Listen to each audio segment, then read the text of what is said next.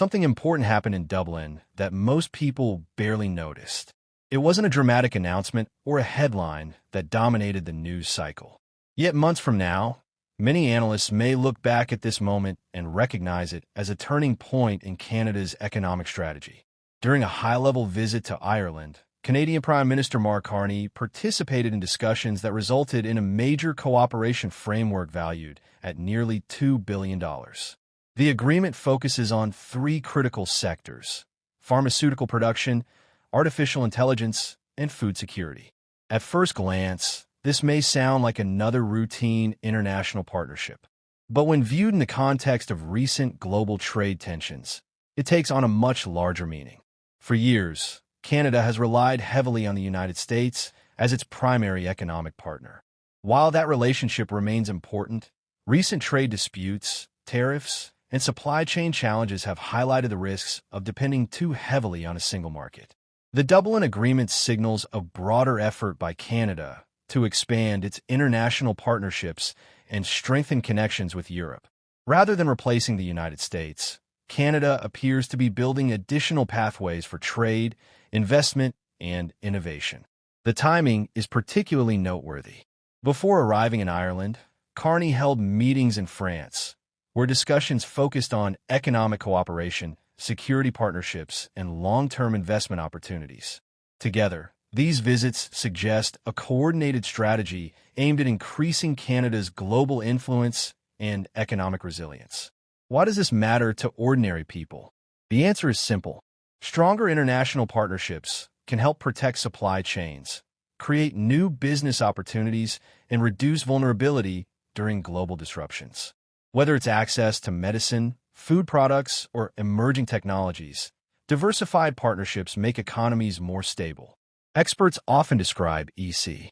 To understand the significance of the Dublin discussions, it's important to look beyond Ireland and examine the broader picture. The visit was not an isolated event. It was part of a larger diplomatic effort that has been developing for months. Before arriving in Dublin, Prime Minister Mark Carney met European leaders in France. Those meetings focused on economic cooperation, security partnerships, innovation, and long-term investment opportunities. While such meetings often receive limited attention, they can play a major role in shaping future trade relationships. Many countries around the world are currently reassessing how they manage economic risk. Recent years have demonstrated how quickly supply chains can be disrupted by political disputes, global emergencies, or changing market conditions. As a result, governments are increasingly seeking to diversify their partnerships instead of relying heavily on a single trading relationship. Canada appears to be following that same approach.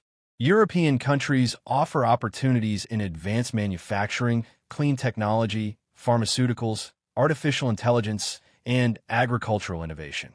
These sectors are expected to drive economic growth for decades to come.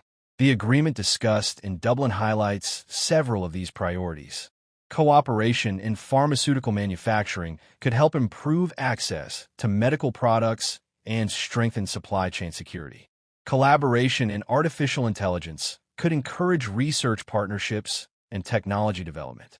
Food security initiatives may help both countries improve resilience against future disruptions. These discussions also reflect a broader trend in international economics. Nations are increasingly focusing on building networks of trusted partners. Rather than concentrating all trade and investment within a single region, governments are creating multiple connections across different markets. For businesses, this can mean access to new customers and invest. When people hear about international agreements, they often assume the impact is limited to politicians and business leaders. In reality, decisions made during these meetings can affect everyday life in ways that are not immediately visible. One of the biggest lessons from recent years has been the importance of reliable supply chains. During global disruptions, many countries experience shortages of essential products. Medical supplies, consumer goods, industrial materials, and food products became more difficult to obtain. These challenges revealed how interconnected modern economies have become. When a country relies heavily on a limited number of suppliers or trading partners, unexpected disruptions can create serious problems. Governments around the world have responded by exploring new partnerships and strengthening economic resilience. Canada's growing engagement with European markets can be viewed through this lens. Ireland, for example, has become a major hub for pharmaceutical production and international business operations. Partnerships in this area could encourage greater cooperation between Canadian and European companies while supporting long-term supply chain stability. Artificial intelligence is another area attracting significant attention. AI is expected to influence industries ranging from healthcare and transportation to finance and education. International collaboration can help accelerate innovation while creating opportunities for research institutions and private companies. Food security is equally important. Climate change, transportation challenges, and geopolitical tensions have highlighted the need for reliable food systems. Cooperation between countries can support agricultural innovation and improve preparedness for future disruptions. Economic diversification is often a gradual process. Major changes rarely happen overnight. New trade routes, business partnerships, and investment projects take time to develop. However, once these the discussions in Dublin and across Europe may ultimately be remembered as part of a larger transformation in Canada's international strategy. History shows that countries often adapt when economic conditions change. Nations facing uncertainty frequently seek new partnerships, expand trade networks, and invest in emerging industries. These efforts are designed to create resilience and improve long-term competitiveness.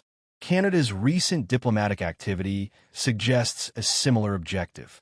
By strengthening relationships with European partners, Canada is positioning itself within a wider network of economic cooperation. This approach may create opportunities in technology, healthcare, advanced manufacturing, agriculture, and investment. Importantly, diversification does not mean abandoning existing relationships. The United States will remain one of Canada's most important economic partners for the foreseeable future. Geography, trade volumes, and historical connections ensure that relationship will continue to play a major role. However, expanding partnerships can provide additional flexibility. When countries have multiple options available, they are often better equipped to respond to unexpected challenges. Diverse trade relationships can reduce risk, support economic growth, and encourage innovation. Another important aspect is the creation of long-term frameworks.